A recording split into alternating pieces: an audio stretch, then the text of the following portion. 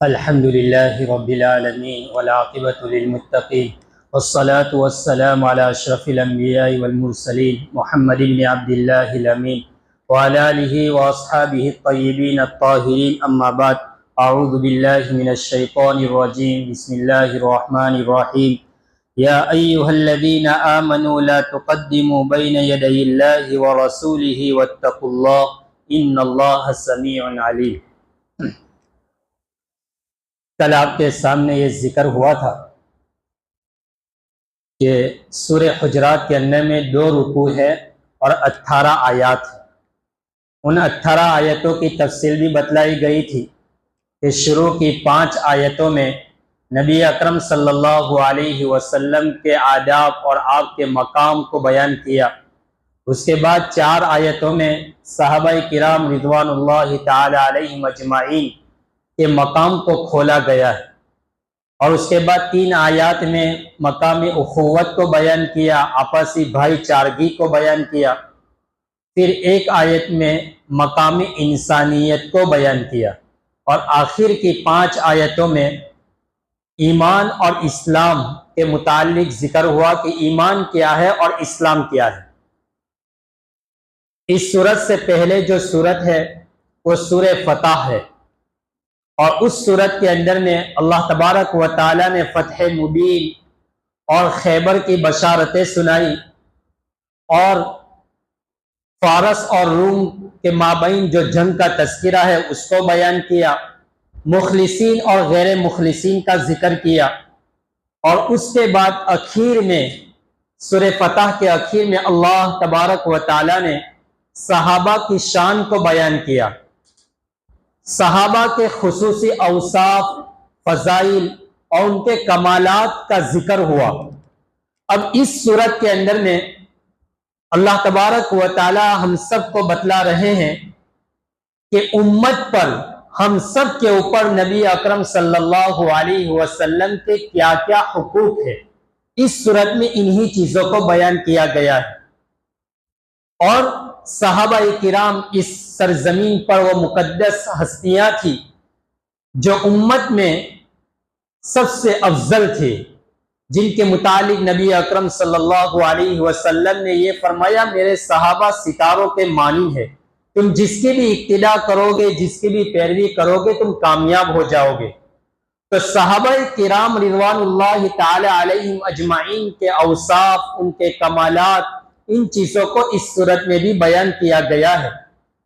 صحابہ کرام رضوان اللہ تعالی علیہم اجمعین، ان کے دل تقوی سے لبریز تھے، اور ساتھ ساتھ میں اطاعت رسول کا جذبہ کود کود کر ان کے اندر بھرا ہوا تھا۔ اسی وجہ سے ترمذی شریف کی روایت ہے کہ صحابہ کرام جب نبی اکرم صلی اللہ علیہ وسلم کی مجلس میں بیٹھتے تھے فرماتے کأن علی رؤوسنا الطیر یا الطیور، کہ گویا ہمارے سروں کے اوپر پرندے بیٹھے ہیں۔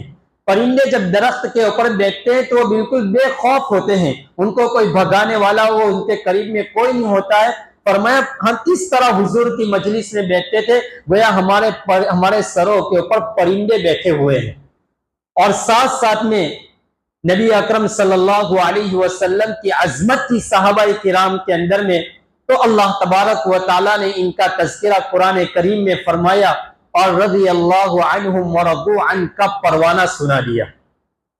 علامہ ذہبی رحمت اللہ علیہ فرماتے ہیں میں نے بہت ساری کتابوں کا مطالعہ کیا، بہت ساری کتابیں پڑھ ڈالی کہ اللہ تبارک و تعالیٰ نے آخر صحابہ کو اتنا بڑا مقام اور اتنا بڑا تمغہ کیسے سنا دیا کہ اللہ ان سے راضی اور وہ اللہ سے راضی۔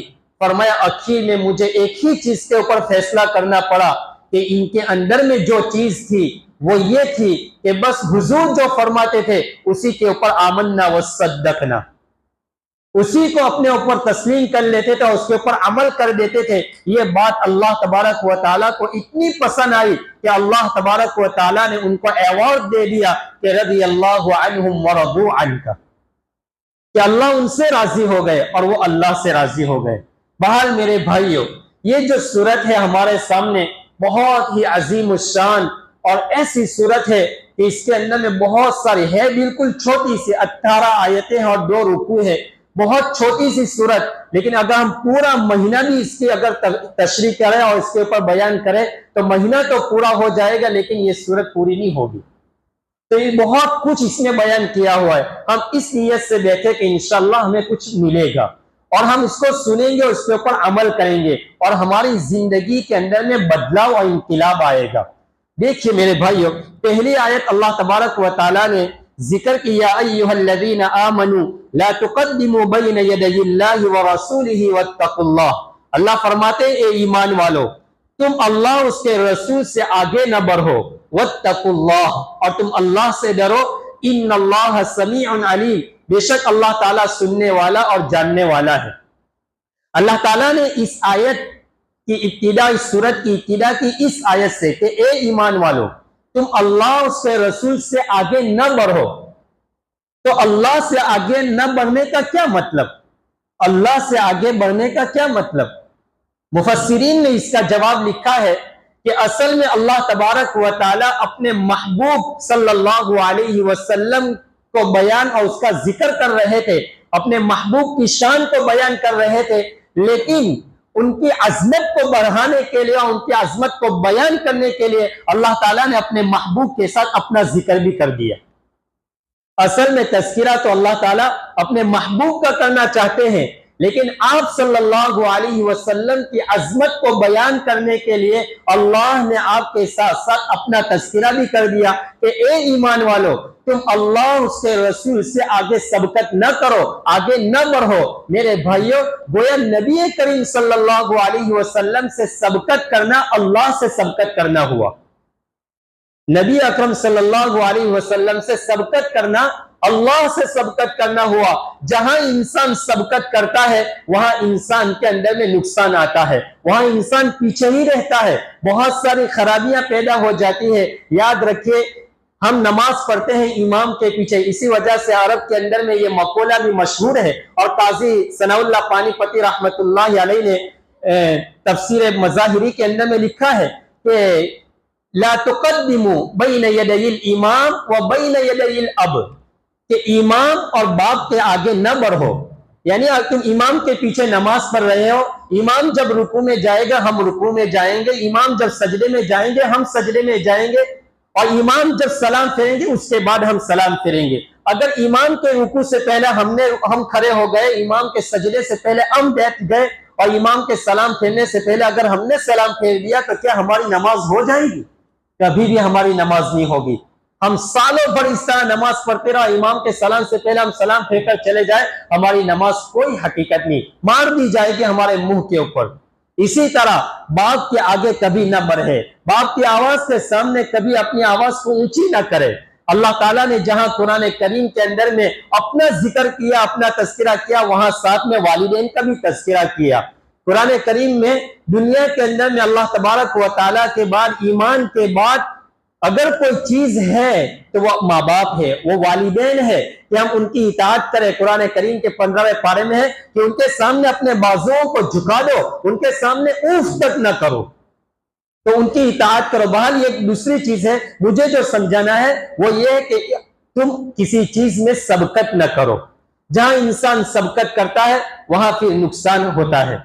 اسی آیت سے یہ بات بھی ثابت ہوئی کہ انسان کو کسی بھی کوئی بھی نئی چیز اپنی طرف سے ایجاد نہیں کرنی چاہیے۔ بدعات بہت ساری ہمارے معاشرے کے اندر میں رسم و رواج ہے، اور یہ چیزیں ہیں کہ شادی اور خوشی اور غمی کے موقع پر بہت ساری چیزیں ہماری طرف سے ایسی انجام دی جاتی ہے جو حقیقت میں شریعت سے ان کا کوئی تعلق نہیں ہوتا ہے۔ عام طور پر شادیاں ہوتی ہیں اور کیسا کیسا ور بڑا اور نہ معلوم مہندی کی رسم اور نہ کیسی کیسی رسمیں نکالتے ہیں۔ آپ ذرا سیرت پڑھیے، صحابہ کی سیرت پڑھیے، صحابیات کی زندگی پڑھیے، کیا ان کی زندگی میں ایسی چیزیں تھی؟ نہیں تھی۔ اسی طرح ہمارے معاشرے کے اندر میں بہت بڑے بالکل بے تحاشا کھلے عام گناہ ہوتے ہیں، اور پھر اسی شادیوں کے موقع کے اوپر بہت ساری چیزیں ایسی پیش آتی ہیں، اور جب ان کو بتایا جاتا ہے کہ مول صاحب پہ لچ ہے، اسی طرح کہتے ہیں آپ چھلچ ہے۔ ارے میرے بھائیوں، لوگ کیا کہیں گے، کون ناراض ہو جائیں گے، ایسی چیزوں کو چھوڑ دو، میرا رب کیا کہے گا، میرا اللہ کیا کہے گا، ایسی چیزوں کو دیکھے اللہ ناراض نہیں ہونا چاہیے۔ لوگ ناراض ہو جائیں گے تو کوئی حرج نہیں۔ بہر میرے بھائیوں، اسی طرح غمی کے موقع پر جب انتقال ہوتا ہے تو اسی وقت بھی بہت سارے رسم و رواج کرتے ہیں، میت کو اس وقت بھی فولار پہناتے ہیں۔ ارے یہ تو غمی کا ماحول ہے اور اس وقت یہ فولار کا کیا، اس سے ساتھ کوئی تعلق ہی نہیں ہے۔ اس کے بعد قبرستان کے اندر میں کچھ رسم و رواج کرتے ہیں۔ اسی طرح ہمارے کچھ بھائی لوگ ایسی بدعات کرتے ہیں کہ قبروں کے اوپر، درگاہوں کے اوپر جا کر وہاں کڑھی کھچڑی پکاتے ہیں، پھر لوگوں کو کھلاتے ہیں۔ اس کا شریعت سے کوئی تعلق نہیں ہے۔ آپ ایک حدیث پیش کیجئے، کسی حدیث میں اس طرح کی چیزیں ہو تو یہ اس آیت کے اندر میں ایک چیز یہ بھی بیان کی گئی کہ جو چیز نبی اکرم صلی اللہ علیہ وسلم سے ہمیں ملی ہے، ہمیں انہی کے اوپر جمے رہنا چاہیے، ان کو چھوڑنا نہیں چاہیے اور ان رسم و رواج کے پیچھے نہیں پڑنا چاہیے۔ اللہ کے حبیب علیہ السلام نے فرمایا کہ ہر نئی چیز یہ بدعت ہے، وَكُلُّ بِدْعَةٍ فِي النَّارِ، اور ہر بدعت جو نئی چیز اپنی طرف سے انسان گھڑتا ہے یا کرتا ہے وہ چیز انسان کو آگ میں اور جہنم میں لے جانے والی چیز ہے۔ یہ جہنم ہے۔ عموماً جب ہمارے وہاں محرم کا مہینہ ہوتا ہے اس وقت بھی کھچڑا پکتا ہے اور پھر مرد میں شعلہ بناتے ہیں اور جردہ بناتے ہیں اور پھر اس کو محلے کے اندر میں فریے میں بہت تقسیم کرتے ہیں اور یوں کہتے ہیں کہ ارے جو اس وقت اچھا کھانا لوگوں کو کھلائے گا تو اللہ تعالیٰ اس کو سال بھر کھانا کھلائے گا۔ یقیناً یہ حدیث ہے، لیکن حدیث میں اس طرح تو نہیں ہے کہ محلے میں تقسیم کرو۔ حدیث میں تو ہے کہ اپنے گھر والوں کے اوپر وسعت کیجئے، اپنے گھروں میں پکائیے، اپنے گھر والوں کو کھلائیے۔ حدیث میں یہ نہیں ہے کہ کھچڑا ہی پکاؤ، اس کا تو کوئی تذکرہ ہے ہی نہیں۔ تو بہرحال اس آیت کے اندر میں ایک چیز یہ ہے، یا ایھا الذین آمنوا لا تقدموا بین یدی اللہ ورسولہ، کہ ایمان والے تم اللہ اس کے رسول سے آگے پیش قدمی نہ کرو۔ میرے بھائیوں، جہاں انسان تقدم کرتا ہے وہاں پھر نقصان ہوتا ہے۔ نبی اکرم صلی اللہ علیہ وسلم جس معاشرے کے اندر میں آپ کو مبعوث کیا گیا وہ ایسے لوگ تھے جو ان پڑھ تھے، جن کی طبیعت کے اندر میں جہالت بڑی ہوئی تھی اور ان کے اندر میں ایک بہادری کی لڑائی، اور کسی سے لڑتے تھے برسوں تک لڑائی چلتی رہتی تھی، ایسی بہادری تھی۔ لیکن اللہ تبارک و تعالیٰ نے ان لوگوں کی صرف ایک آیت کے ذریعے ان کی اصلاح کر دی اور قیامت تک آنے والے انسانوں کو بتا دیا کہ اللہ کے رسول کے آگے کبھی پیش قدمی اور سبقت نہ کرنا چاہیے۔ صرف ایک آیت بیان کر دی، یا ایھا الذین آمنوا لا تقدموا بین یدی اللہ ورسولہ واتقوا اللہ۔ ایک مرتبہ نبی اکرم صلی اللہ علیہ وسلم نے جنگ احد کا موقع تھا۔ اللہ کے رسول صلی اللہ علیہ وسلم نے صحابہ سے مشورہ کیا کہ کفار مکہ ہمارے اوپر حملہ کرنے کے لیے آ رہے ہیں مدینہ المنورہ کے اوپر، اب ہمیں کیا کرنا چاہیے؟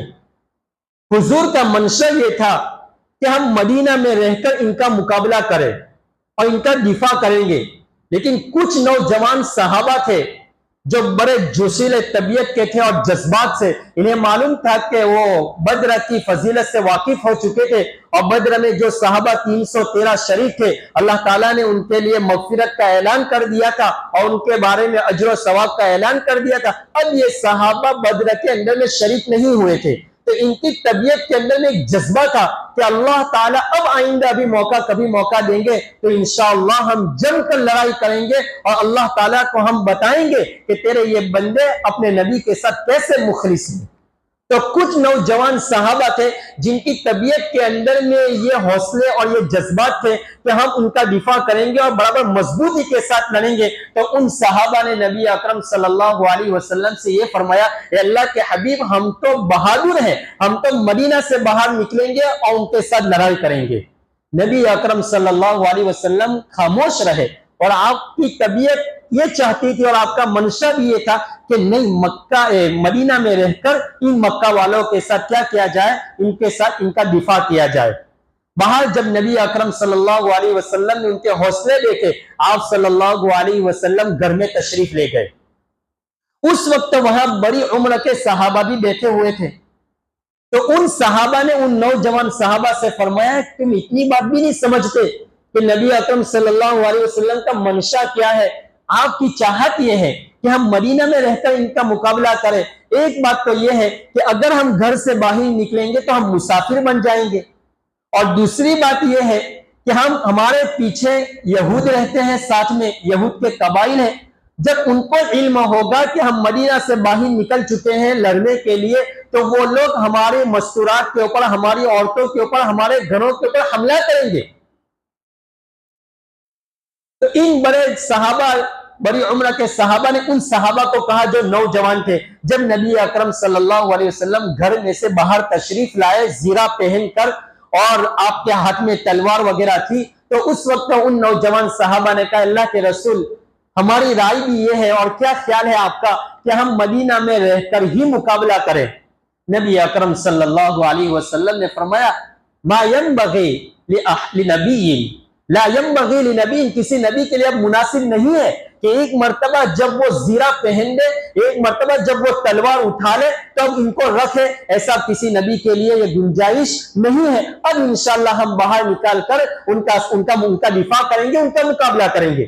نبی اکرم صلی اللہ علیہ وسلم صحابہ کو لے کر مدینہ سے باہر چلے گئے، اور ان کے ساتھ ہی غزوہ احد جو اللہ تعالیٰ نے جن کو یہ سعادت نصیب فرمائی، انہوں نے دیکھا ہوگا کہ مدینہ المسجد نبوی سے میل 2 میل کے فاصلے کے اوپر ہے، وہ قریب میں ہی غزوہ احد جو پہاڑ بھی ہے، آج بھی بہت سارے لوگ وہاں زیارت کرنے کے لیے جاتے ہیں۔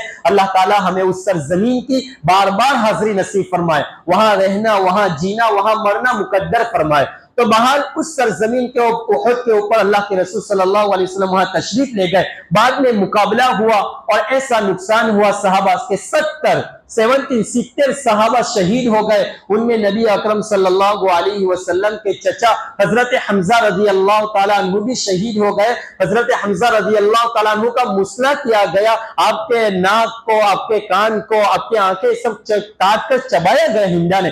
آپ کو بہت زیادہ غم تھا، بہت زیادہ غم تھا اللہ کے رسول صلی اللہ علیہ وسلم کو، جس کا ذکر قرآن کریم کے 14ویں پارے کے آخری صفحے کے اوپر ہے۔ وَإِنْ عَاقَبْتُمْ فَعَاقِبُوا بِمِثْلِ مَا عُوقِبْتُمْ، اللہ کے حبیب نے کہا کہ میں ان کے 70 آدمیوں سے بدلہ لوں گا۔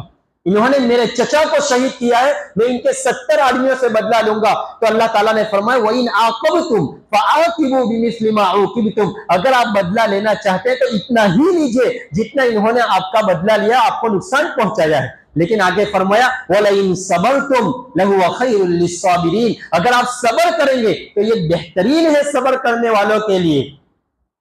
تو پھر نبی اکرم صلی اللہ علیہ وسلم نے ان لوگوں کو معاف کر دیا۔ تو غزوہ احد میں آپ صلی اللہ علیہ وسلم کے چچا حضرت حمزہ کو شہید کر دیا، 70 صحابہ کو شہید کر دیا، بہت بڑا نقصان ہوا۔ پھر ان صحابہ کو بہت افسوس ہوا اور پوری زندگی پچھتاتے رہے کہ کاش کہ ہم اگر شروع میں یہ کہہ دیتے کہ آپ جو کہیں گے اللہ و رسولہ عالم، آپ جو کہیں گے ہمیں تسلیم ہے، ہمیں اس طرح نہیں کہنا چاہیے تھا کہ ہم مدینہ سے باہر جا کر ہم حملہ کریں گے اور ان کا دفاع کریں گے۔ بعد میں ان کی ایسی تربیت ہو گئی کہ جب بھی نبی کریم صلی اللہ علیہ وسلم فرماتے تو وہ ہر وقت ہر سوال میں آپ یوں کہہ دیتے اللہ و رسولہ عالم۔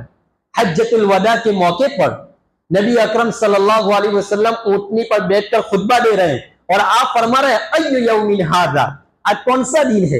ایک آدمی حج کے اندر میں ہو اور میدان عرفات میں ہو اور وہاں اس کو معلوم ہے کہ آج کون سا دن ہے، کہ یہ معلوم نہیں ہو سکتا، لیکن صحابہ نے کہا اللہ و رسولہ عالم، اللہ اس کے رسول ہی زیادہ جانتے ہیں۔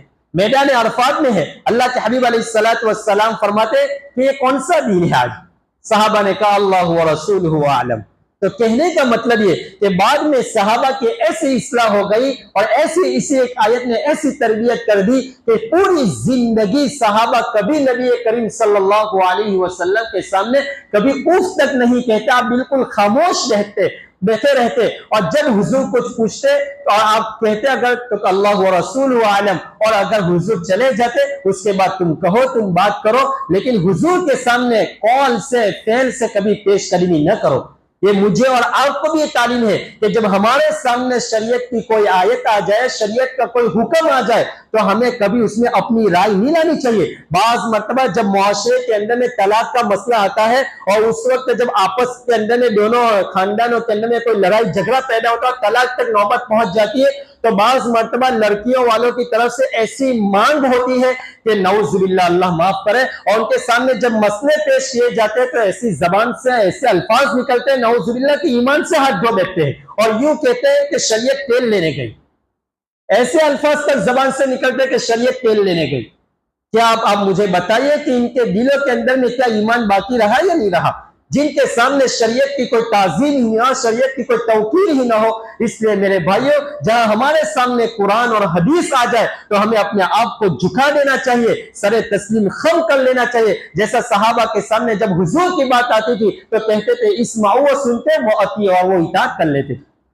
بہرحال میرے بھائیوں، ایک مرتبہ حضرت ابو الدرداء رضی اللہ تعالیٰ عنہ، نبی اکرم صلی اللہ علیہ وسلم نے دیکھا حضرت ابو الدرداء کہ وہ صدیق اکبر رضی اللہ تعالی عنہ سے آگے بڑھ رہے ہیں اور آگے جا رہے ہیں۔ نبی اکرم صلی اللہ علیہ وسلم نے ابو الدرداء سے فرمایا، ارے ابو الدرداء، تم کس کے آگے چل رہے ہو؟ تمہیں معلوم نہیں ہے یہ صدیق اکبر رضی اللہ تعالی عنہ جو دنیا میں انبیاء کے بعد اور سب سے محترم اور بشان اور عظیم الشان اگر کوئی ہستی ہے تو وہ ابو بکر صدیق ہے، اور تم ان کے آگے آگے چل رہے ہو۔ پھر آپ نے فرمایا اس کے بعد کہ دنیا کے اندر میں آفتاب کا طلوع اور آفتاب کا غروب، انبیاء کے بعد اگر کوئی شخص سب سے بہتر اور افضل ہو سکتا ہے جس کے اوپر آفتاب کا طلوع اور غروب ہو سکتا ہے، فرمایا تو وہ ابو بکر صدیق ہے۔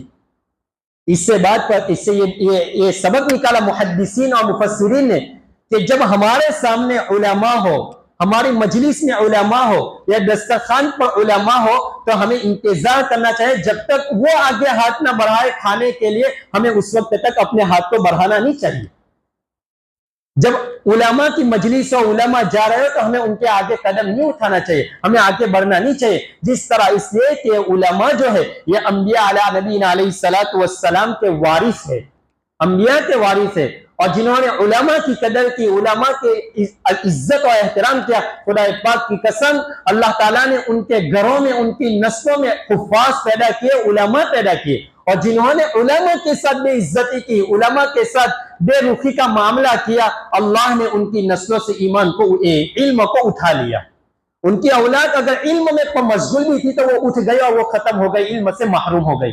میرے بھائیوں، خدا را علم کی اور علماء کی آپ توہین نہ کریں، آپ توہین نہ کریں۔ نبی علیہ الصلوۃ والسلام کی ایک روایت ہے کہ آپ طالب علم بن جائیے، پڑھنے والے بن جائیے، آپ پہلے پڑھیے اور آپ پڑھنے والے بن جائیے۔ اگر آپ یہ بھی نہیں کر سکتے تو آپ علماء کی مجلس سے فائدہ اٹھائیے۔ اگر آپ یہ بھی نہیں کر سکتے تو کسی عالم کے بارے میں آپ زبان درازی بھی نہ کیجیے۔ آپ اپنی آنکھوں سے دیکھ رہے ہیں کہ وہ غلط ہے، پھر بھی آپ اپنی زبان کو نہ کھولیے۔ میرے بھائیوں، امام محمد رحمت اللہ علیہ کے متعلق میں نے اس سے پہلے بھی شاید سنایا تھا کہ امام محمد کا جب انتقال ہوا، مفتی سعید صاحب پالنپوری رحمت اللہ علیہ نے تحفۃ العلمی میں یہ بات لکھی ہے کہ امام محمد کا جب انتقال ہوا تو کسی نے خواب میں دیکھا، فرمایا اللہ تعالیٰ نے آپ کے ساتھ کیا معاملہ کیا؟ کہا اللہ تعالیٰ نے میری بخشش فرما دی۔ کہا کس چیز کے اوپر؟ کہا اللہ نے کہا محمد اگر تجھے نوازنا نہ ہوتا تو تجھے علم بھی نہ دیتا۔ تو گویا علم کا ملنا، یہ علم کا ملنا گویا یہ چیز ہے کہ اللہ تعالیٰ نے علم کے اوپر ان کی مغفرت فرما دی۔ بہرحال میرے بھائیو، یا ایھا الذین آمنوا لا تقدموا بین یدی اللہ ورسولہ واتقوا اللہ، اے ایمان والو تم اللہ اور اس کے رسول سے آگے سبقت نہ کرو۔ ہمارے سامنے جب اللہ کا کوئی حکم آئے، آپ صلی اللہ علیہ وسلم کی کوئی بات آئے تو ہمیں سر تسلیم خم کر دینا چاہیے اور اس کو سن لینا چاہیے اور اس کے اوپر عمل کا جذبہ پیرا ہونا چاہیے۔ بعض مرتبہ انسان زبان سے تو کوئی نہیں بولتا لیکن دل سے نفرت کرتا ہے، تو اللہ تعالیٰ آگے فرمائے ان اللہ سمیع علیم، اللہ سننے والا بھی ہے اور اللہ جاننے والا بھی ہے۔ تم بولے تو کچھ نہیں لیکن تمہارے سینے کے اندر میں جو خیالات ہے اللہ اس کو بھی جانتا ہے، اللہ اس کو بھی جانتا ہے۔ بعض مطلب انسان زبان سے تو کسی کو برا نہیں کہتا لیکن دل کے اندر میں میل لے کر چلتا ہے، تو اللہ تعالیٰ کو ایسی چیزوں کا بھی علم ہے۔ اللہ تبارک و تعالیٰ مجھے اور آپ کو ان کہی سنی باتوں کے اوپر عمل کرنے کی توفیق نصیب فرمائے۔ وآخر دعوانا ان الحمد للہ رب